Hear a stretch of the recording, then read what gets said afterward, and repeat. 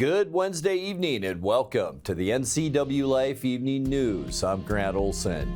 Here are a few of the stories we have coming up for you tonight. The Eastmont School Board will hold a special board meeting tomorrow night to discuss putting a school construction bond on ballots in April. The sounds of helicopters buzzing low above the Wenatchee area yesterday afternoon triggered a flurry of social media concern and speculation. We'll tell you what it was all about coming up. Beautiful late winter weather begins tomorrow into the weekend with big changes coming our way on Sunday. All the details coming up in weather.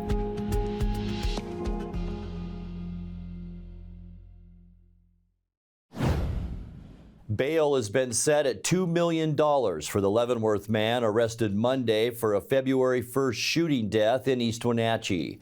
34-year-old Travis E. Collins is accused of killing 35-year-old Julio Cesar Garcia Ramirez over an alleged drug deal gone bad.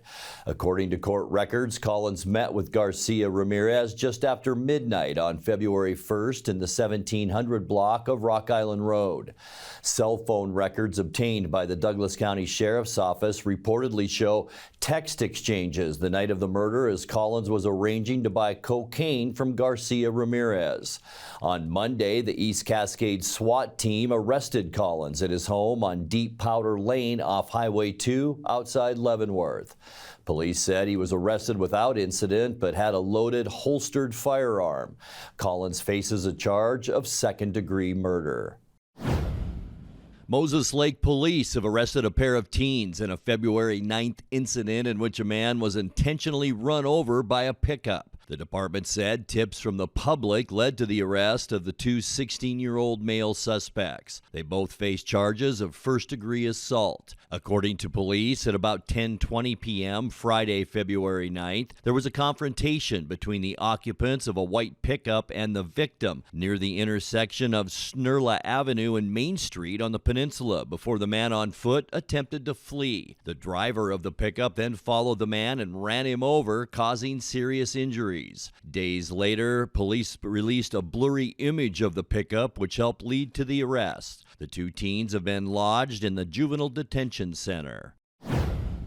The Eastmont School Board will hold a special board meeting tomorrow night to discuss putting a school construction bond on ballots in April. The last ballot count on February 16th showed Eastmont's bond barely under the 60% supermajority it needs to pass. The latest ballot showed 59.49% of voters approved the measure. The current yes votes are 4,553 alongside the 3,100 no votes. If Eastmont wants to put a resolution on the ballots, their deadline is on Friday for the special election that will be held on April 23rd. Thursday's board meeting will begin at 5:30 p.m. and be held at the district office located at 800 Eastmont Avenue.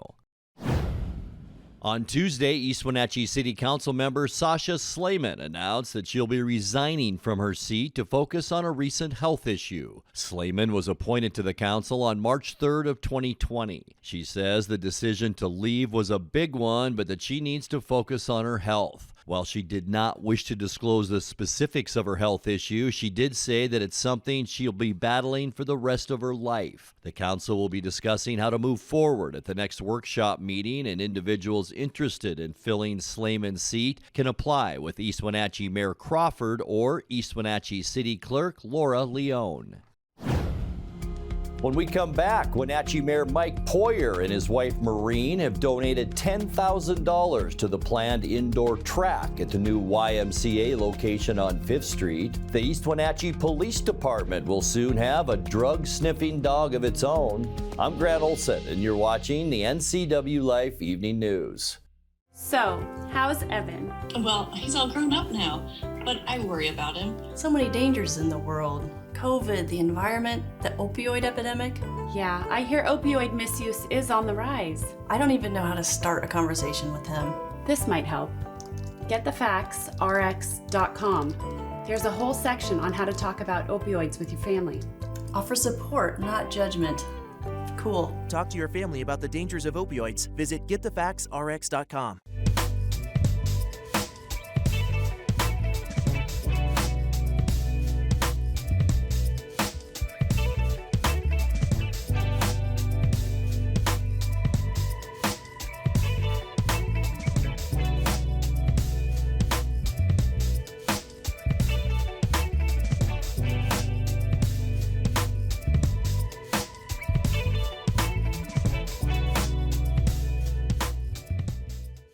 There's no place like home, because home is where we're totally comfortable. It's where we can be ourselves and let our guards down. It's where we make memories, and we're always imagining new ways to keep it totally comfortable. Carrier, total comfort, totally happy. Turn to the experts, Carrier and Alpine Air. Heat and air, call Alpine Air. The day after I met her, I called and asked her to go on a date with me, and we came to Abby's Pizza for our first date. Eating it across from each other, I'll never forget it. This place is special. It's barbecue chicken pizza season at Abby's Legendary Pizza, baby. Featuring our flavorful pizza sauce and a 3-cheese blend, layered with BBQ sauce, chicken, and onions.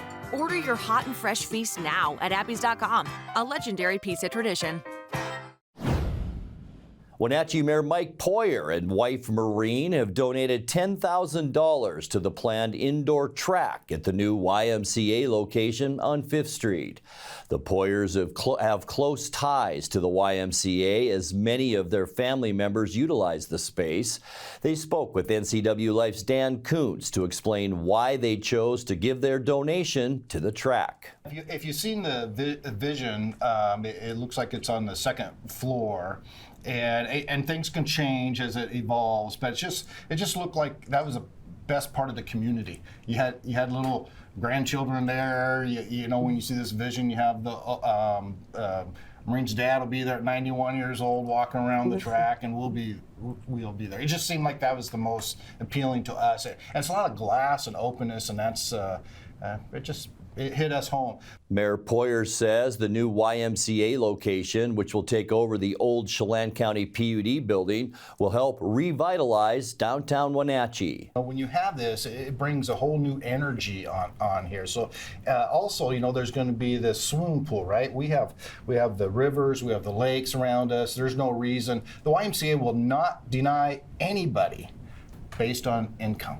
And if you think about that alone, that means nobody should be able to not learn how to swim, right? So if you just think of the swimming pool, the tracks, exercise, and lots of things, but just that idea of swim lessons that we can give back. But I look at it as an energy, and it's going to bring in money from people from outside too, because there'll be little restaurants around there, and so that's exciting. Besides the commerce of it, it's exciting, and you're going to see this new vibe that when this is done. So, and we're all going to be part of it.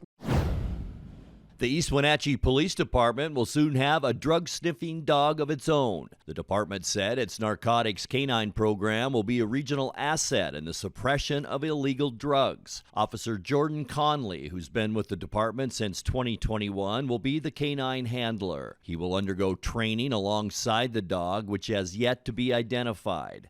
The Chelan County Regional Justice Center has been using a narcotics-detected dog for several years, first Canine Kate and now Canine Gambit. That program has been highly visible in the community, including regular visits to schools. Donations to support the new East Wenatchee program can be made directly to the police department or the city.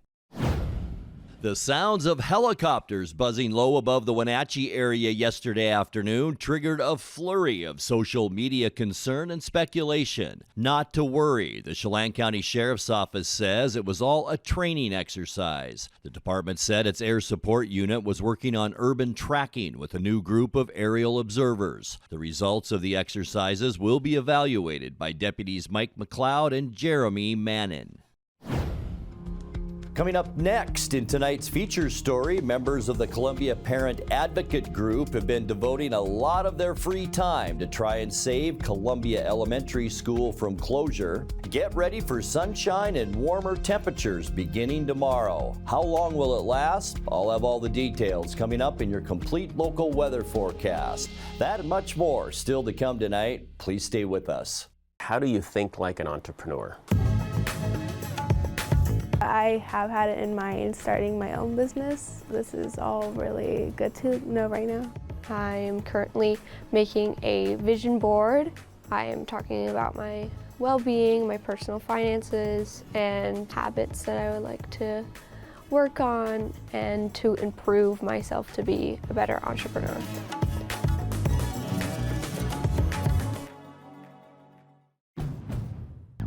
Around here, Jack Frost nips more than just your nose. That's why people here drive Honda. Dependable all-wheel drive with traction control, with heated steering wheel and seats to keep Jack Frost off your seat, which will make it very happy. And since it's no fun to fill up in this weather, isn't it cool that Honda is known for legendary fuel efficiency? Great deals are here now, and so is Mr. Frost. So see your Inland Northwest Honda dealer today.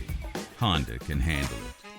The Lake Chelan Chamber of Commerce presents Wonders of Wooden Avenue. Steelhead Cider offers 20 taps with cider, beer, and wine, featuring views of the lake, great music, and fantastic flights. Find it on Wooden Ave behind the bookstore in downtown Chelan. Kelly's Classic Ace Hardware Store. From the minute you walk through the door, you'll feel the difference. Kelly's revives the days of personal service lost in the big box stores of today. Kelly's Ace Hardware in classic downtown Chelan. Wonders of Wooden Avenue, North Central Washington's premier shopping district. Now there are even more reasons to meet at the Pybus Market.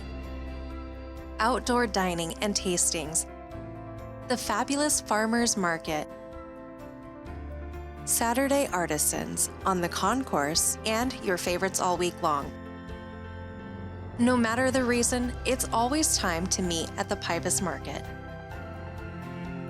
Pybus Market, where community meets. In tonight's feature story, members of the Columbia Parent Advocate Group have been devoting a lot of their free time to try and save Columbia Elementary School from closure. The Wenatchee School District announced the potential closure on January 20th, and since then, the group has been attending meetings, planning future events, and analyzing information from the district. Two of the parents, Emily Bjork and Francie Fry, detailed some of the actions they've taken so far. The first PTO meeting that Columbia had to kind of bring parents into the loop, I was sitting there listening, and the PTO was doing their best to try and, along with the teachers, explain what was going on. And I mean, all these red flags kind of were popping up in my mind of things that need to be, questions that need to be asked, and realizing that this is going to be a project. And so I suggested that should we look at forming a group that is separate from the PTO and the teachers, so that they can continue to do their work, with the students, and making sure that the environment at Columbia stays positive through whatever is coming. There has been some formal complaints that we filed complaints to OSPI, and mostly regarding concern about timelines not being followed as they should be. We've also contacted Dr. Tanya May. She's the Assistant Superintendent of the Special Education, and we've requested that she look into allegations that the district's timing plans on when they will let parents and students know with IEPs know about what changes will be made. We want them to stop the communication about the closure until it's official, not when it's just, could be something that happens. So we're kind of wanting them to pump the brakes on that and try to follow some of the better practices. I may only be speaking for myself on this, but I think our overall parent advocate group and Columbia family would agree that it seems like they've already made their decision on this situation. If they're preemptively setting out plans, they're not following the RCW guidelines for how those laws should be followed. They're telling us where our kids are going to go. Are they going to have to walk? Are they going to do the bus? We don't even know if a final decision has been made yet. This is where our parent advocate group and our community is fighting for better transparency. We feel like we've been left in the dark, but there's been decisions have been being made for quite a long time, it seems. So going forward, we want to be involved in the process. We want to be able to help the school district to be successful. And we're fearful rushing through this process is not going to be good for the long-term health. Potentially it will help reduce the budget deficit. It's going to improve what the books look like, but it's not going to be good for the district long-term, in our opinion. And we want to help to be part of a solution that will be better for everyone, not just, for the pocketbook of the district. A lawsuit, nobody wants to do that. It's definitely not in what we want to do. Although, if it were pointed out to us that there were some clear violations or they're, I wouldn't say it's off the table, but it is in no way what we are trying to do, what we want to do. It's hard to know all of these things. It's hard to know the right steps. And so we mainly just want oversight in how we are tracking the process and how rights are being upheld. I think about the teachers, and I don't know, I have concerns with that, and they're not things that I, know how to really dissect. At Columbia, the teachers and support staff, they always tell their kids, when you have something important coming up, try to do your best work. And so even though we all are, we're up at 5, we're in bed at 11, we're working on these ideas and we're working together as a team. Even though it is a lot of extra work, we know that we're doing our best work, and no matter what the outcome is, we will have shown our children what it means to, to give it your all and, do your best work and try to stay as positive as you can. Time now for a check of your North Central Washington weather forecast. Hope your Wednesday was a good one. Another cloudy one. Started off with some light misty rain showers.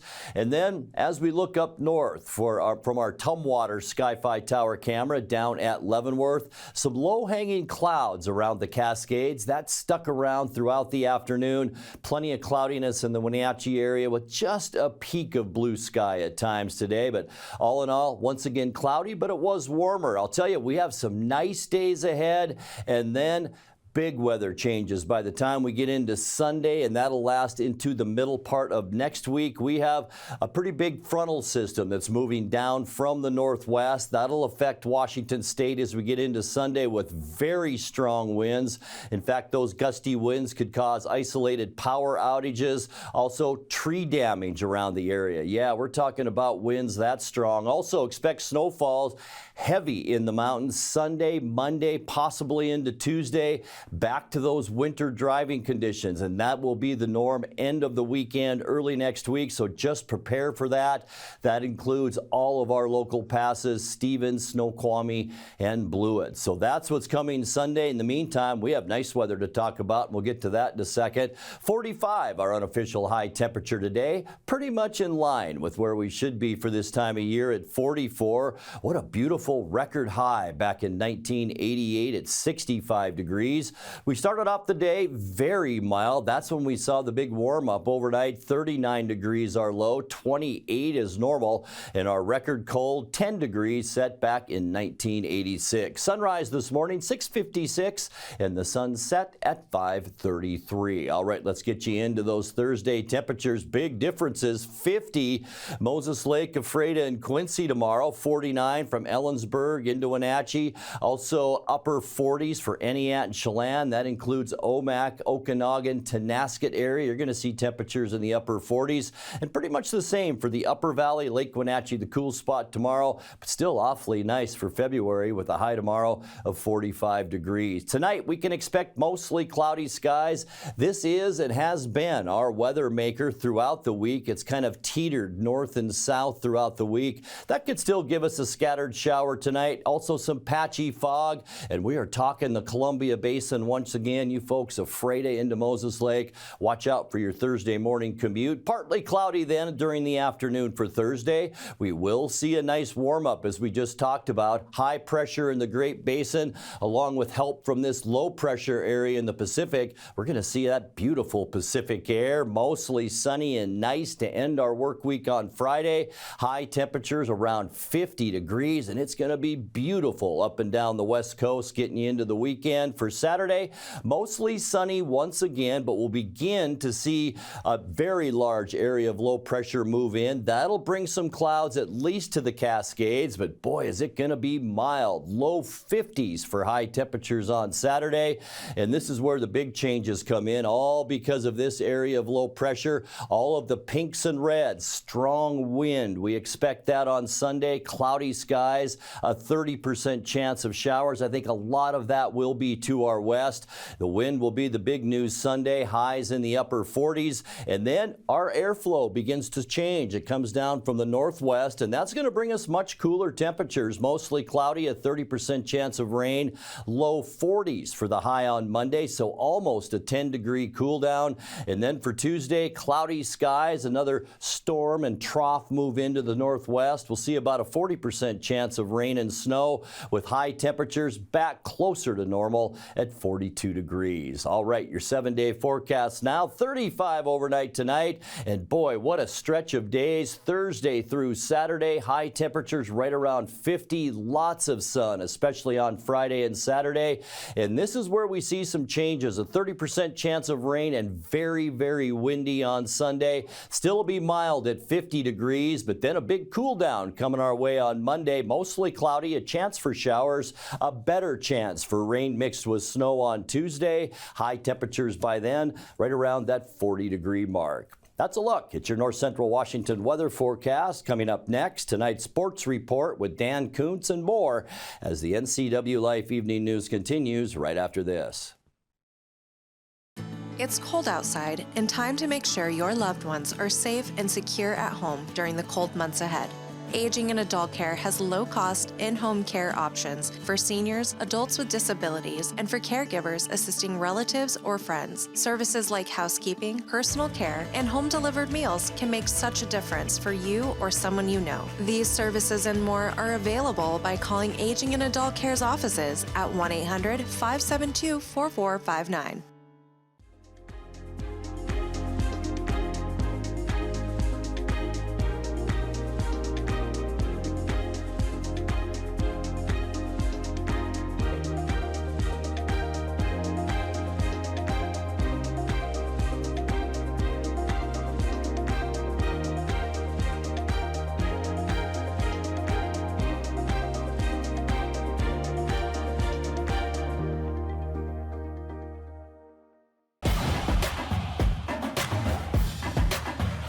Spokane Chiefs scored just 64 seconds into last night's contest. They never trailed, and Spokane knocks off the Wenatchee Wild last night at the Town Toyota Center, the final 6-4. The Wild now go on their longest road trip of the year. As far as distance travel, they'll be in Alberta, which is in Canada, for 3 games over the weekend. They're not back at the Town Toyota Center until February 28th. Everybody's been asking. We've been getting emails, phone calls, people when I'm out and about in public. People are asking, where's Eric Granstrom? Is he okay? He is okay. He's just had a couple of little setbacks, but the prodigal son himself dropped by our studios yesterday to give us a video update on how he's doing, and here it is. Well, hello to my television family. It has been too long, almost a month as a matter of fact, and I thought I'd come in and give you a little update on my journey, which began back on January 16th. I was injured, didn't know it, simply carrying some bags up some stairs. Next day, my neck started to hurt. 2 days later, it really hurt. By the weekend, I could, well, this is about as high as I could raise this arm right now.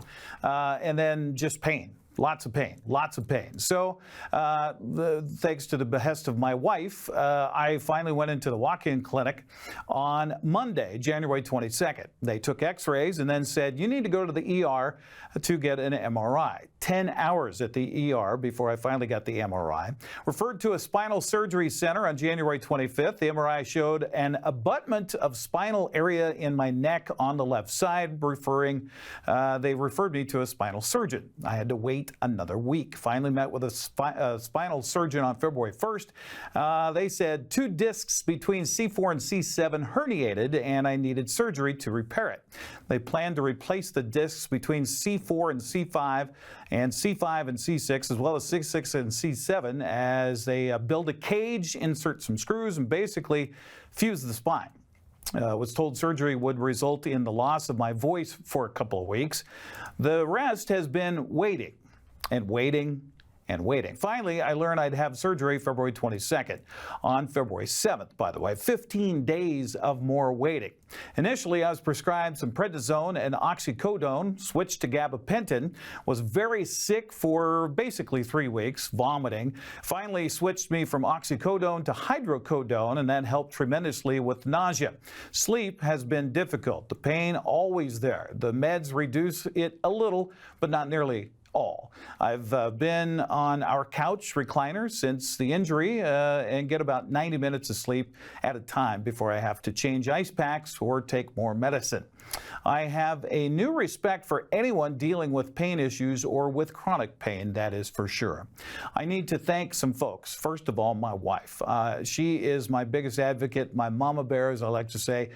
She has been helping me throughout this entire process, not just supporting me on the home front, but also with doctor visits and things like that. So thank you to Marian.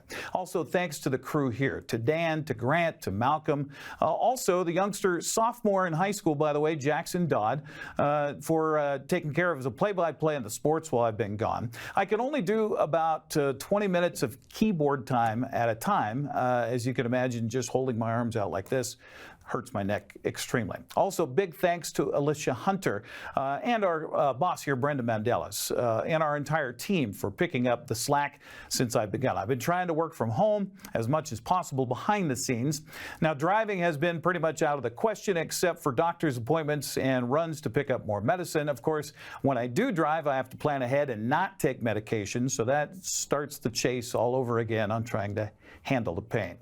Huge thanks to everyone who has reached out to me via text or social media or dropping notes here at the TV station. I'm told to expect a 6-month recovery. I'll be back before then. In fact, let's take a look at our spring sports calendar, shall we, as far as the broadcast is concerned. It begins March 9th with the first of 3 boys lacrosse broadcasts here on the NCWLIFE channel as Wenatchee hosts Woodinville at 2 o'clock. We'll have boys soccer March 12th with Quincy at Wenatchee and then Eastmont at Wenatchee March 19th. Another lacrosse matchup will follow March 21st with Wenatchee hosting Chiawana. We'll have Eastmont soccer in Glacier Peak on Saturday, March 23rd, and Eastmont baseball versus West Valley Tuesday, March 26th. The April schedule begins with Eastmont and Moses Lake baseball on Tuesday the 2nd. Eastmont hosts Wenatchee and boys soccer Friday the 12th.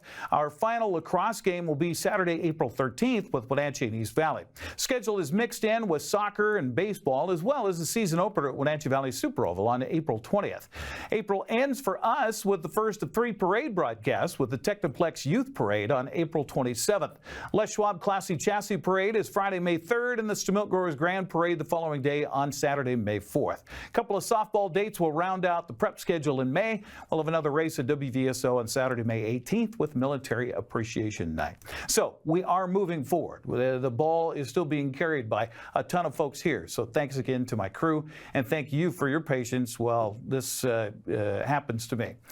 Life happens while you're making other plans, right?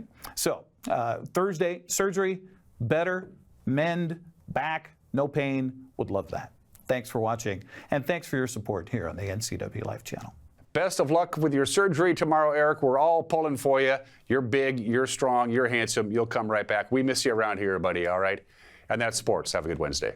And that will do it for our newscast tonight. For more news from around North Central Washington, you can find us at ncwlife.com, on our social media channels, or on our mobile app for iPhone and Android. And remember, if you see news happening, we'd like to hear from you. Email us at news@ncwlife.com or call 888-6295.